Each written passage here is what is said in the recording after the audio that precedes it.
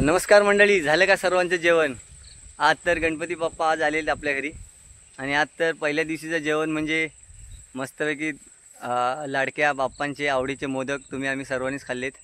आम्ही पण आता जेवण वगैरे थोडे जंगलात फिरायला आलो आहे, बघू शकता तुम्ही।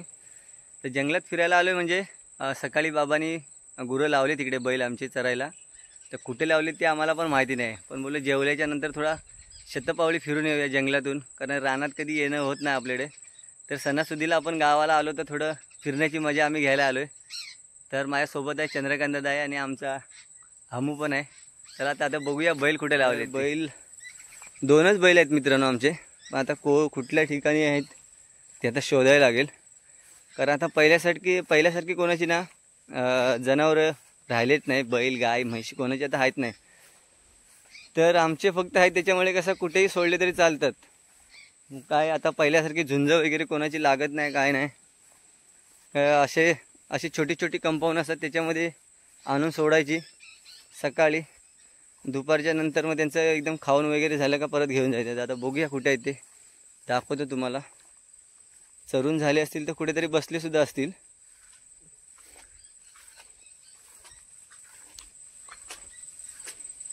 कारण बैलांच्या पावलटीचे इकडे ठसे आहेत, म्हणजे इकडेच असतील कुठेतरी, नाही तर थोडंफार शोधायला लागेल कुठे गेले असतील तर।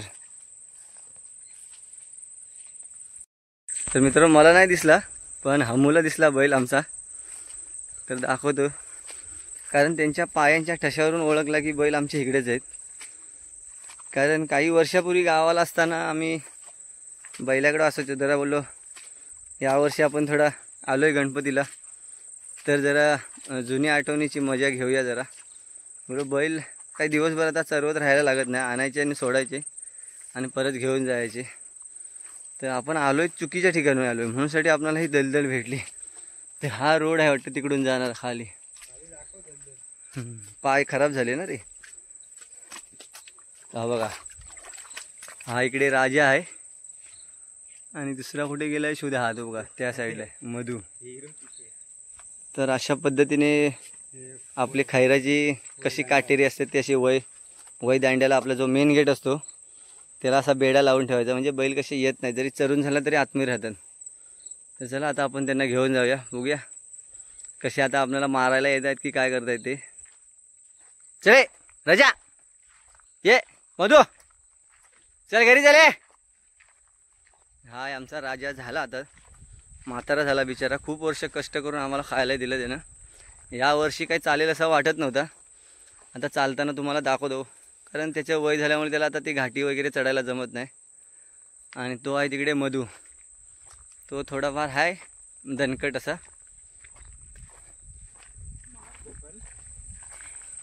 मारायला येईल काय माहिती नाही, कारण नवीन माणसं दिसल्यावरती बैलांचं काय खरं नसतं। आला तर आला मारायला, पकडायची शिंगा आणि बसायचं पाठीवरती। चले मधू, चल घरी। ना ऐकलं बाबा, म्हणजे माणसं आपलं प्रेम अजून त्यानं, म्हणजे आपल्या प्रेमाची त्यानं अजून आठवण ठेवलं नाही, बस झालं। जर आयुष्यात मुक्या जनावरावर आपण केलं प्रेम जर कळत असेल तर आणखी आयुष्यात काय पाहिजे। चलो बा,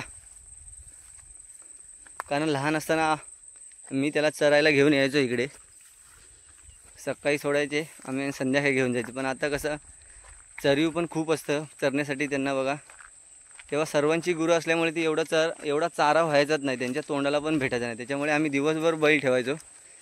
आणि आता आमच्या पूर्ण वाडीत तिघांच्या चौघांकडेच बैल आहेत, फक्त 2-2 बैल, ते खाऊन खाऊन किती खाणार, म्हणून सकाळी आणले की दुपारपर्यंत त्यांचं पोट भरून जातं। आणि आपण त्यांचा असा बेडा, त्यांचा दरवाजा जो असतो जायचा तिकडून खोलला, त्यांना हाक मारला का ते आपणच परतीच्या प्रवासाकडे लागतात। आता ते जसे जातील तसं आपण त्यांच्या मागून जाऊया। चला बा, हा मग अरे माणसं नको, परत आणताना परत खोलायला लागेल, ते माणसांपेक्षा जनावरांना खूप अक्कल असते।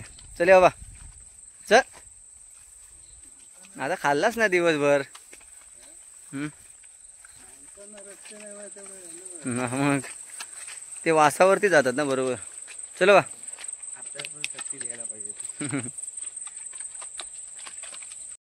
नक्की तुम्ही पण सांगा तुमच्या गावाकडच्या आठवणी, जुन्या आठवणी गुराकडच्या.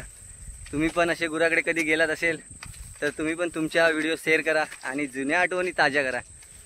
तर मित्रांनो, कोकणातला चाकरमणी या यूट्यूब चॅनलला तुम्ही अजून सबस्क्राईब केलं नसेल ना, तर मित्रांनो नक्की सबस्क्राईब करा आणि व्हिडिओ आवडल्यास लाईक करा, शेअर करा आणि तुमच्या गुराकडच्या आठवणी कमेंट्स करायला विसरू नका. Bye bye.